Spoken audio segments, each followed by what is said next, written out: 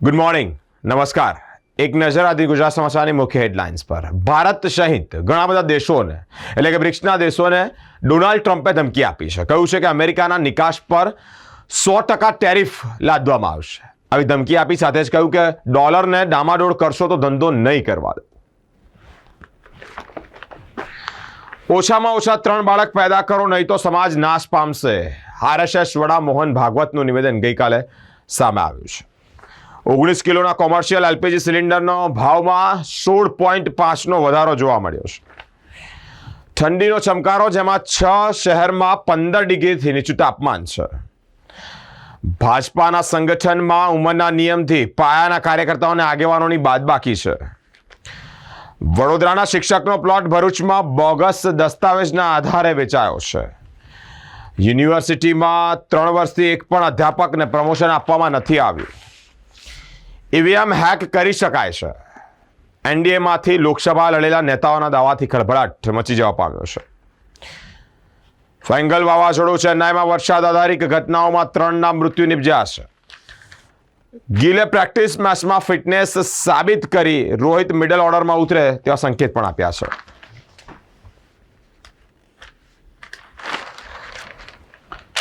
ભાજપાના પૂર્વ કોર્પોરેટરના પુત્રની હત્યામાં ચાર્જશીટ ઝડપથી કરવા પોલીસે કરી દોડધામ. ક્રેડિટ કાર્ડ પર મોબાઈલ લઈ બારોબાર વેચી દેવામાં આવ્યો. બ્યુટી પાર્લર ચલાવતી આ મહિલાનો કારનામું બહાર આવ્યું છે. આજથી વડોદરાથી અમદાવાદ તરફ જતી 600 એસટી બસોનો રૂટ બદલાશે. દરેક સ્કૂલમાં એન્ટી ટોબેકો કમિટી બનશે. ટોબેકો મોનિટરની પણ નિમણૂક કરવામાં આવશે. હવે એક નજર દિવ્ય ભાસ્કરની મુખ્ય હેડલાઇન્સ પર. પ્રદૂષણ સામે એક નવો ટ્રેન્ડ સામે આવ્યો છે. અલગ અલગ રાજ્યોમાં 7 જેટલા મોટા ઓક્સિજન પાર્ક બનાવવામાં આવ્યા છે. કાસ પટેલે FBI ચીફ, પહેલીવાર ભારત વંશીની પસંદગી કરાઈ છે. શોખડા પાસે કેમિકલ કંપનીમાં આગ, ઓલવા ટ્યુબવેલ પંચાયતી ટેન્કરોનું પાણી લાવવું પડ્યું છે. વાસણા રોડ પર ફ્લાયઓવરનું કામ 2 વર્ષ ચાલશે. 2 લાખ વાહનોના વૈકલ્પિક રૂટ પર જાહેર થશે. મેક્સિકોની ગેંગ ડ્રગ્સ બનાવવા સામે માટે કેમેસ્ટ્રી ગ્રેજ્યુએટ વિદ્યાર્થીઓ ભરતી કરી રહી છે. સુરતમાં ભાજપા મહિલા મોરચાના પ્રમુખનો આપઘાત, કોર્પોરેટર હત્યા કરી હોવાના પરિવારજનોના આક્ષેપ છે. બીઝાર કૌભાંડમાં હજુ સુધી કોઈ ફરિયાદ સામે ન આવતા પોલીસે ભોગ બનનારાની શોધખોળ શરૂ કરી છે. એસએમસીની ફાઇલો કેમ દબાય છે? મોટો પ્રશ્નાર્થ. કાર્યવાહી નહીં થતા ભ્રષ્ટ અધિકારીઓને મજા પડી છે. વડોદરા ઇન્દોર વચ્ચેનું અંતર 240 કિલોમીટર થઈ જશે.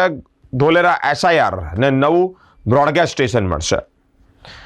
ઉત્તરના ઠંડા અને સૂકા પવનો ડિસેમ્બરમાં ઠંડીની તીવ્રતા વધારશે. પારો 10 ડિગ્રી જવાની શક્યતાઓ છે. હવે એક નજર ગુજરાત મિત્રની મુખ્ય હેડલાઇન્સ પર. મહારાષ્ટ્રના મુખ્યમંત્રી પદનું કોકડું ઉકેલાઈ ગયું. જ્યુડિશિયલ પંચે સંભાળની મુલાકાત લીધી. હિંસાગ્રસ્ત વિસ્તારોનું નિરીક્ષણ પણ કર્યું છે. માંજલપુર દરબાર ચોકડી પાસે ગેરકાયદેસર બંધાયેલા ગજાનંદ હાઇટ્સ બિલ્ડિંગ સામે કાર્યવાહી ક્યારે કરાશે? એક મોટો પ્રશ્નાર્થ. અમદાવાદ તથા ગોધરા તરફથી આવતી બસો હવે અમિતનગરથી અવરજવર કરી શકાશે. બાલાસિનોરમાં 20 દિવસથી ચાલતો દારૂનો અડ્ડો પકડાયો છે. ઉમરેઠમાં દબાણકારોએ મહિલાશીઓને લાફો માર્યો છે. પેટલાદમાં વ્યાજખોરોએ 1 લાખ સામે 3.5 લાખ વસૂલ્યા છે. ચકલાસીમાં હનુમાનજી મંદિર પાસે ગંદકીના સામ્રાજ્યથી ભક્તોમાં રોષ જોવા મળી રહ્યો છે.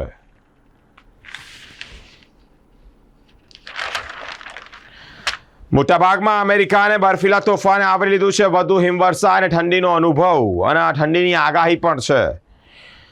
જાપાનીઝ આર્ટિસ્ટની ખરી પડેલા પાંદડાઓના પર અલગ અલગ કોતરણી કરી અને કળાની કારીગરી સામે આવી છે. હવે એક નજર લોકસત્તા જનસત્તાની મુખ્ય હેડલાઇન્સ પર. આરએસએસ વડા મોહન ભાગવતનું નિવેદન સામે આવ્યું છે. વસ્તી વધારા અંતર્ગત ચિંતા વ્યક્ત કરી છે. તેઓ કહી રહ્યા છે કે 3 જ બાળકો હોવા જોઈએ. વિશ્વ ક્રિકેટને નવી ઊંચાઈએ લઈ જવા આતુર છીએ. આઈસીસી ચેરમેન જય શાહનું એક નિવેદન સામે આવ્યું છે. 13 ડિગ્રી સાથે રવિવાર બન્યો કોલ્ડેસ્ટ ડે. હજી ઠંડીની આગાહી છે. ધીમે ધીમે ઠંડી વધશે. મકરપુરા પોલીસની બેદરકારીને લીધે તપન મર્ડર કેસ જેવી ઘટના બનતા સહેજમાં રહી ગઈ. ટ્રમ્પે દુનિયા સામે લાલાંખ બતાવવાનું શરૂ કર્યું છે. બિહારના સુમન કુમારની અદ્ભુત કમાલ ટ્રિક સહિત 10 વિકેટ લઈ ઇતિહાસ સર્જાયો છે. વોર્ડ નંબર 30ના ભાજપા મહિલા મોરચાના પ્રમુખના આપઘાત મામલે ચકચાર મચી જવા પામ્યો છે. બોડેલીમાં 65 લોકો સાથે 56.53 લાખની છેતરપિંડી આચરવામાં આવી છે. પરિક્રમાવાસીઓને જમાડવામાં અમને સંતોષ મળે છે. નર્મદા પરિક્રમાવાસીની ક્ષુધા શાંત કરવાનો અનોખો અવિરલ સેવા યજ્ઞ ચાલી રહ્યો છે. ભરૂચની 2 બહેનો ચલાવી રહી છે. હવે એક નજર સંદેશની મુખ્ય હેડલાઇન્સ પર. ડોનાલ્ડ ટ્રમ્પ ધમકી આપી રહ્યા છે. ઇન્ડિયા સહિત બ્રિક્સ દેશોને ધમકી આપી 100% ટેરિફની ધમકી આપી છે. ન્યુયોર્કમાં સરકારી ખર્ચે રહેનાર ગેરકાયદેસર ઇમિગ્રન્ટ્સના મુદ્દે રામાસ્વામી ભડક્યા છે. જંત્રીના ધરખમ વધારાથી શહેરમાં વર્ટિકલ ડેવલપમેન્ટ પર બ્રેક લાગશે. સમાસવાતી શાક માર્કેટની જગ્યામાં ₹20 કરોડના ખર્ચે નગરગૃહ બનાવાશે. પીવી સિંધુનો ટાઇટલનો દુષ્કાળ સમાપ્ત થયો છે. શહેરોમાં કરોડોના ખર્ચે બનાવાતા પીવર બ્લોકના ફૂટપાથ 2 જ વર્ષમાં તૂટી જાય છે. પરિવારમાં 3 બાળકો હોવા જોઈએ, અન્યથા સમાજ લુપ્ત થઈ જશે. ભાગવતજી તરફથી એક મોટું નિવેદન આવ્યું છે. મંજુસરની વિલવુડ શ્રીજી કેમ કંપનીના ગોડાઉનમાં આગનો બનાવ બન્યો છે. એસટી ડેપોમાં એલસીબીના નામે મુસાફરોના ₹1000 ખંખેરવામાં આવ્યા છે. રજિસ્ટ્રેશન વગર એટલે રજિસ્ટ્રેશન વિના ચાલતી હોસ્પિટલો પર હવે તવાઈ બોલાવાશે. હવે એક ગુજરાતની અસ્મિતા ન્યૂઝપેપરની મુખ્ય હેડલાઇન્સ પર. ફેંગલ વાવાઝોડું. હાલ અત્યારે ફેંગલ વાવાઝોડું ચર્ચામાં છે. દરિયા કિનારેથી પહોંચ્યું છે. 4 રાજ્યો આનાથી પ્રભાવિત થયા છે. હિંસા દરમિયાન વાહનોમાં આગ લાગવામાં આવી, જેમાં પોલીસની ટીમ પર પણ હુમલો કરવામાં આવ્યો. એસપી તરફથી એક નિવેદન સામે આવ્યું છે. ડોનાલ્ડ ટ્રમ્પે બ્રિક્સ દેશોને 100% ટેરિફની ધમકી આપી છે. જૂનાગઢના વિસાવદર વિધાનસભા બેઠક પાછલા 1 વર્ષ કરતાં વધુ સમયથી ખાલી જોવા મળી છે. ગુજરાતીઓને પડ્યો મોંઘવારીનો માર. આજથી સીએનજી ગેસના ભાવમાં વધારો. અલકાપુરી ગળનાળાની ઉપર રેલવે ફ્લાયઓવર બ્રિજ બનાવાશે. બાંબર મુકામે ભારતીય સ્ટેટ બેંક દ્વારા બેંક ધિરાણ જાગૃતિ કાર્યક્રમ યોજાયો છે. પાટણમાં બાળક વેચવાના કૌભાંડમાં દ્રશ્યમ ફિલ્મ જેવી ઘટના, જેમાં બાળકીનો દાટેલો મૃતદેહ ગાયબ થયો છે.